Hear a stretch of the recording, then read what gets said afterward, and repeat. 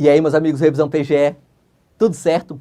Vamos falar agora de despesas com pessoal, tá? Uma modalidade de despesas que tem regramento específico, tanto no artigo 169 da Constituição, quanto na LRF, na Lei de Responsabilidade Fiscal.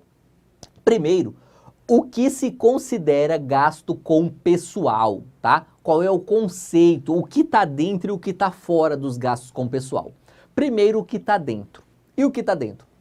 Servidores ativos e inativos, civis e militares. Então, olha só, todo servidor ativo é gasto com pessoal. Procurador, juiz, servidor, professor, todo, tá? Os inativos, aqui nós teremos uma divisão, tá? Os inativos que são pagos com os recursos da previdência própria do ente federativo, ou seja, com as contribuições previdenciárias pagas pelos servidores, esse gasto não é despesa com pessoal, tá? Porque senão seria uma despesa em duplicidade. Olha só, acompanha o raciocínio.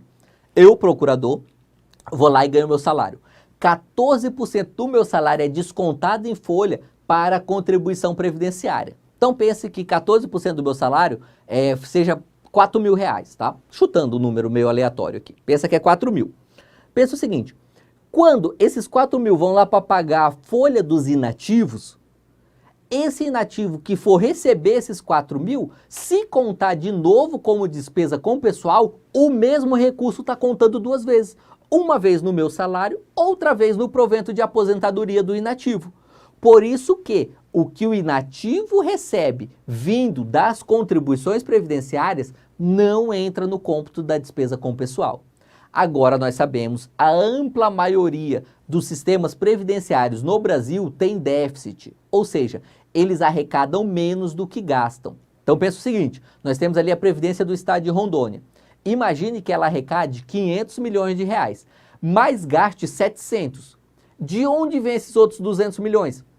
Da fonte 100, dos recursos gerais da conta única do Estado de Rondônia, tá?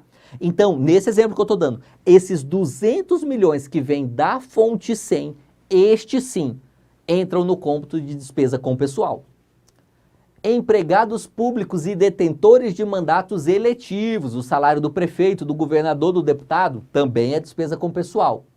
Adicionais e gratificações, horas extras e vantagens pessoais, encargos e contribuições sociais, que paga para INSS, SAT, FGTS. Lembrando que só os seletistas têm esses encargos aqui, tudo conta como gasto com pessoal. Contratos de terceirização de mão de obra também, tá? Daqui a pouco nós veremos a redação legal. E o que não é despesa com pessoal? Verbas indenizatórias, tá? Então lembrando, verba indenizatória serve para duas coisas no Brasil, para furar o teto e para não entrar no cômputo de despesa com pessoal e também para não ser tributado. Então são três utilidades da verba indenizatória. Indenização por demissão, incentivo à demissão voluntária. De vez em quando você vai ver que os entes federativos ou às vezes uma empresa pública, uma autarquia específica, fazem planos de demissão voluntária. E nesses planos, em regra, aquele servidor que decide se aposentar voluntariamente, ele recebe uma indenização por isso, tá? Em regra, essa indenização é um salário por ano trabalhado. Esse valor pago a título de indenização não entra no cômputo de despesa com pessoal.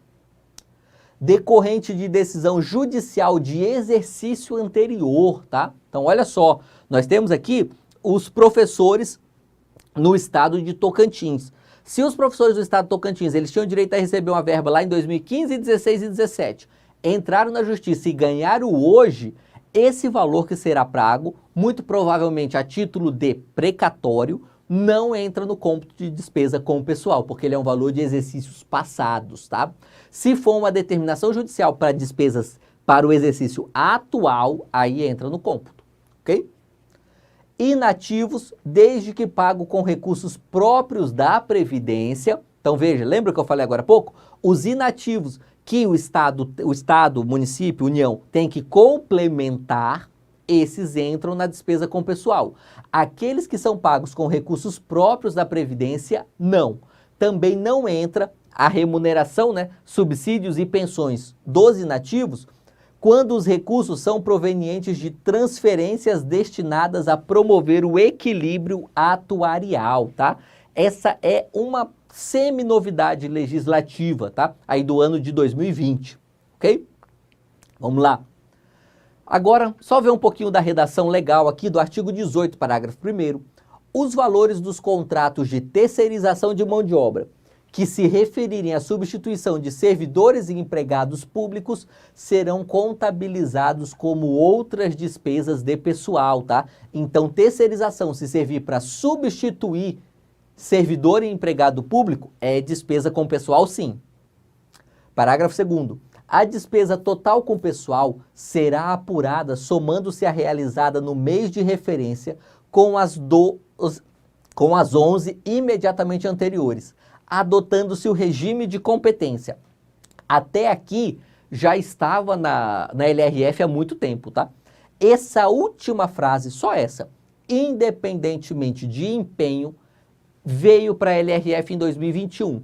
Como é uma alteração mais recente, eu peço para você prestar uma especial atenção aqui, tá? Não há nenhuma grande reviravolta jurídica com essa nova redação, mas é bom você saber porque vai ser mais cobrado em prova, porque é recente.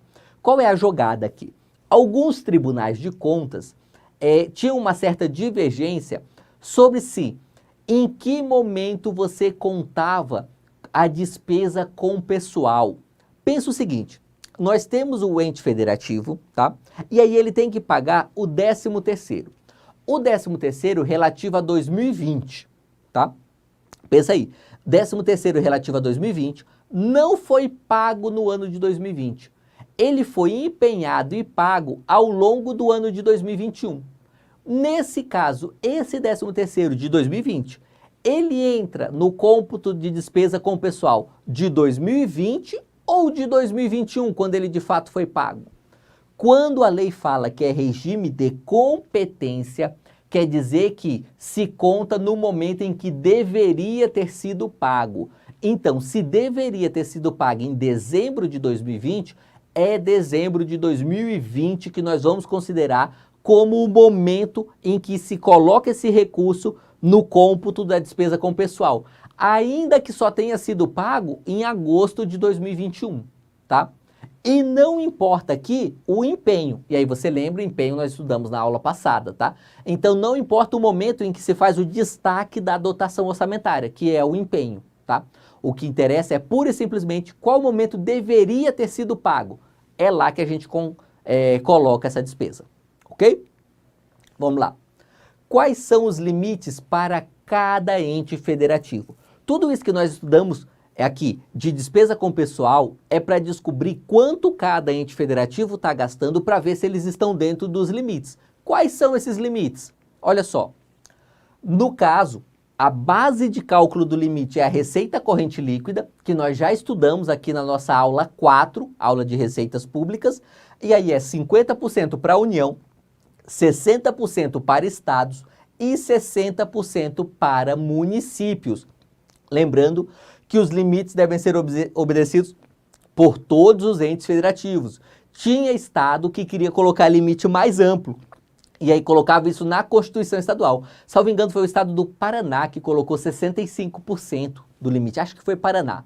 E aí o STF julgou inconstitucional porque falou, não, essa lei complementar federal, ela tem validade nacional. Se lá falou que o limite é 60% para estado, então é 60%, ok? Agora, essa parte é fácil de memorizar, né? 50% União, 60 estados, 60 municípios, beleza, já tô tranquilo para a prova. Agora vem a parte difícil de memorizar e que infelizmente cai em prova. Acho sacanagem o examinador cobrar isso, mas eles cobram, tá? É o seguinte, qual é o percentual para cada poder de cada ente federativo? Vamos lá. Na esfera federal, 2,5% para o legislativo, incluído o TCU, 6% para o judiciário, 40,9% para o executivo. E aí desses 40,9 destaca 3% para despesas especiais aqui da União com o Distrito Federal e estados que são ex-territórios, tá? Além de 0,6% para o Ministério Público da União, ok? Na esfera estadual é 3% para o Legislativo, incluído o Tribunal de Contas do Estado. Tem estado que tem 2 tribunais de contas, tá? O Tribunal de Contas do Estado e o Tribunal de Contas dos municípios. Não é o objeto da nossa aula, mas vale para você entender, tá? Nós temos o Tribunal de Contas do município, no singular, que só existem em 2 municípios brasileiros, tá? São Paulo e Rio de Janeiro. E nós temos o Tribunal de Contas dos municípios, no plural, que é um órgão público estadual, tá? Que serve para julgar as contas dos municípios daquele estado. Nós temos na Bahia e em Goiás. Salvo engano, é só esses 2, tá? Talvez mais algum estado tenha, mas que eu me lembre agora são só esses 2, tá bom? O ponto é o seguinte, então na Bahia e em Goiás, que nós temos esses tribunais de contas dos municípios, nesses casos, esses 2 tribunais vão entrar dentro desse mesmo limite aqui junto com o Legislativo Estadual, tá? Porque são 2 órgãos estaduais. 6% para o Judiciário, 49% para o Executivo e 2% para o Ministério Público Estadual.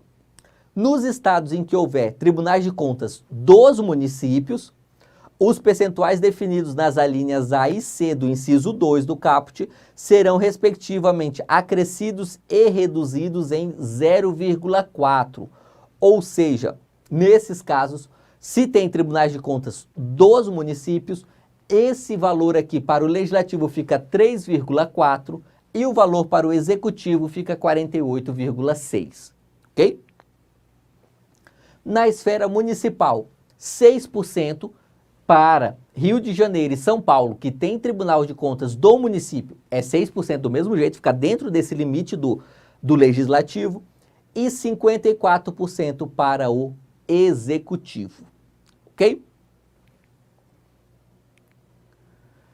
Parágrafo 7º, novidade legislativa aqui também. Os poderes e órgãos referidos nesse artigo deverão apurar de forma segregada para a aplicação dos limites de que trata esse artigo a integralidade das despesas com pessoal dos respectivos servidores inativos e pensionistas, mesmo que o custeio dessas despesas esteja a cargo de outro poder ou órgão. O negócio aqui é o seguinte, olha só. Nós temos alguns entes federativos, vários estados isso acontece, que os inativos do poder legislativo são bancados pelo poder executivo, tá? Isso acontece historicamente no Brasil em vários estados. O que esse parágrafo 7º aqui quis falar? Quis falar o seguinte, olha, não importa de onde está saindo o dinheiro para pagar esse inativo, tá? Se ele é um inativo de um poder, ele entra no cômputo desse poder, tá?